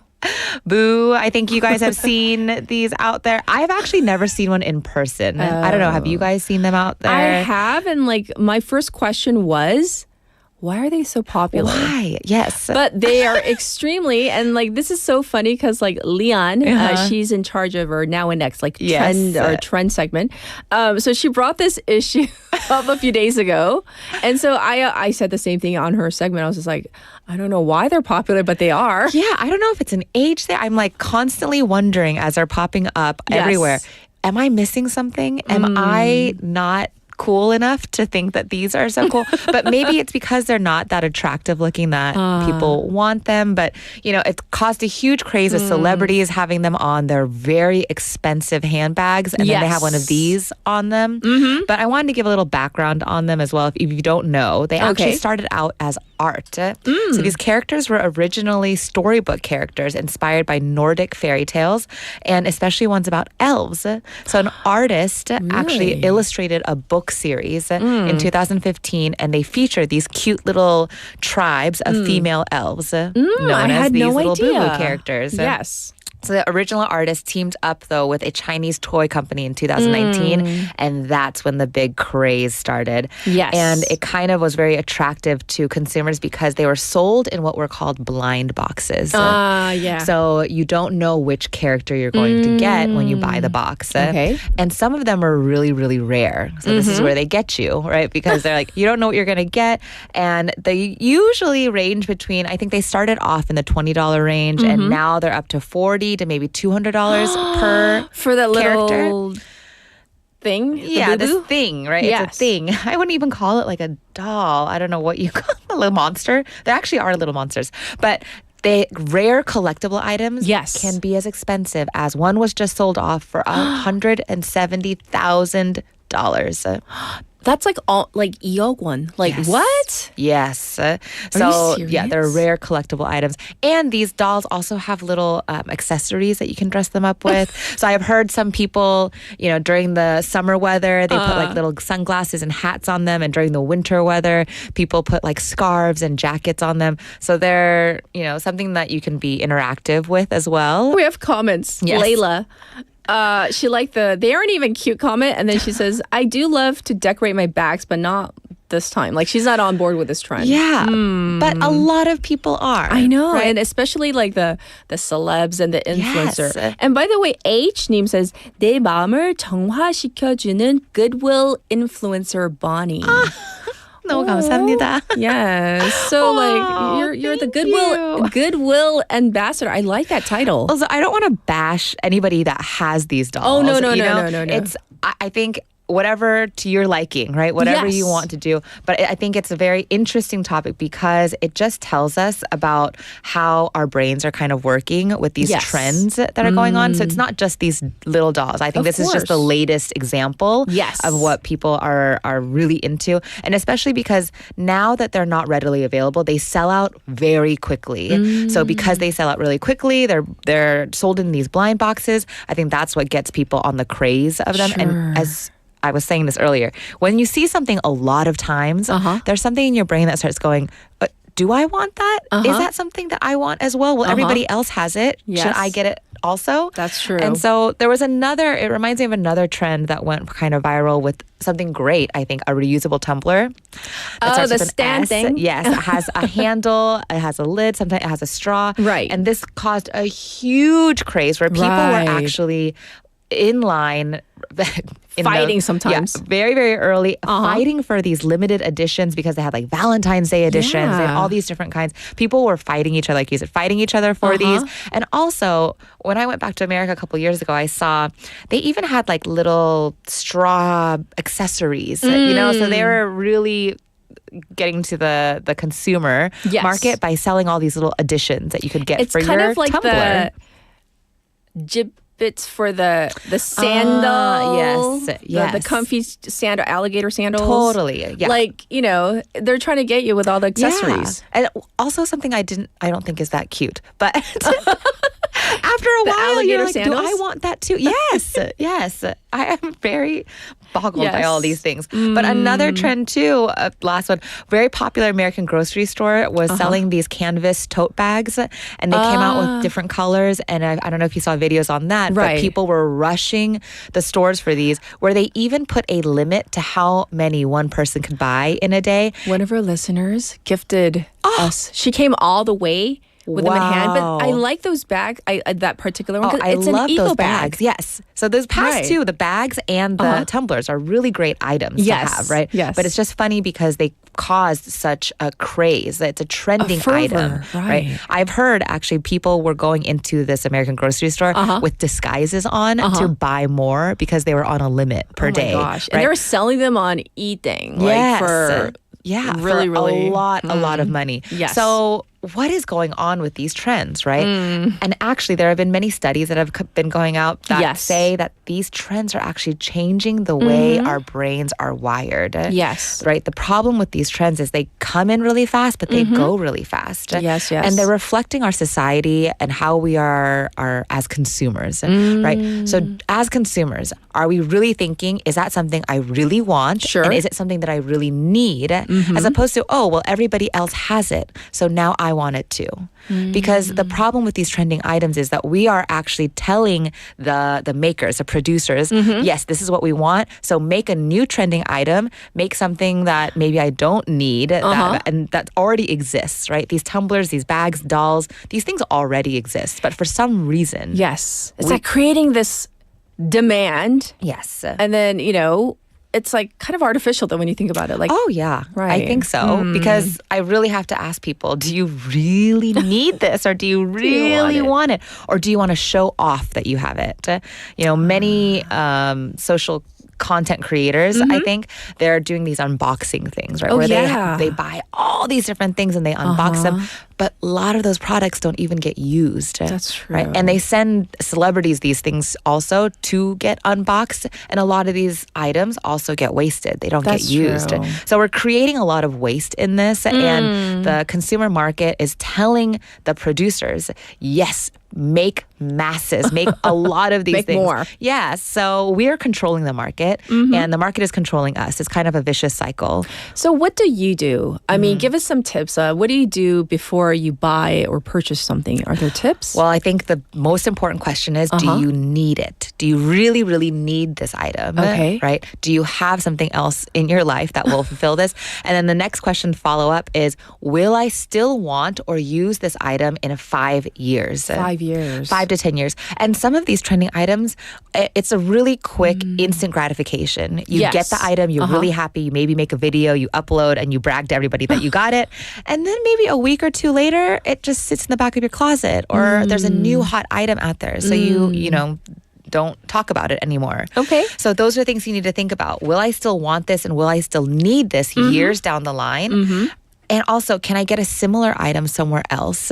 Yes. If I have to purchase this item? And then, this is obviously my favorite way to purchase anything, can I get it used? Instead of brand Even new. with these dolls, say you really, really want it, and it's something that you really think is cute, and you really want to put it on your bag, can you buy it actually used on, you know, maybe the marketplace, some online marketplace? Sure. You know, because a lot of times people do, because trends are so fast in and out, a lot of people are selling these things online after true. they purchase them. So if you really feel the need to fall into that craze, try to find it used because it's out there somewhere. And then, you know, obviously that cycle will go where people try and sell things I think online. I've share this rule that I have for myself. So let's say it's something that I order online that I think I really want and need, and I ask myself similar questions. Yeah.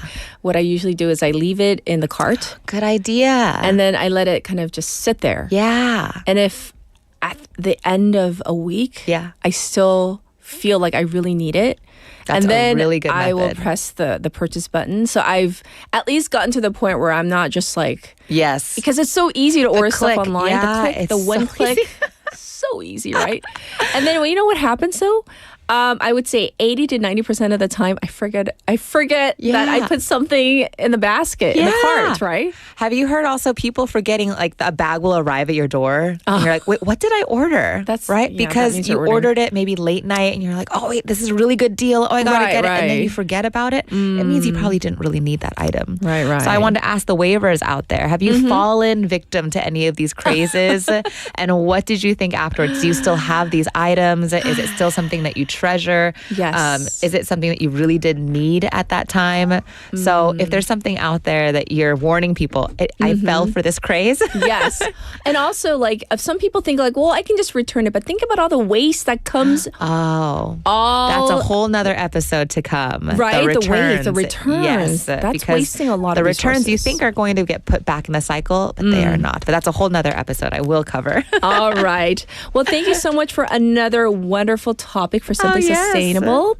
And if you tune in, everybody, including Bonnie, a little later on, we have a little mini surprise for Bonnie and the waivers at the end of the program. Yeah, ahead. Okay? Thank you so much, William. Really appreciate it. All right, everybody, this was Bonnie. And now I have another public service announcement for you. The Ministry of the Interior and Safety and the Ministry of Oceans and Fisheries have issued this public service announcement nationwide on Tuesday, July 15th, 2025 at 8:40 a.m. A high seas special weather report is currently in effect today, July 15th. For vessels in areas under the special weather report, please do not sail out to sea. For fishing vessels working at the moment, please move to safe seas or enter ports or docks. For crew members on the vessels, they must wear life jackets and always keep the power on the wireless fishing vessel position transmitters or radio transmitters, and in case of emergencies, immediately report them to the relevant institutions.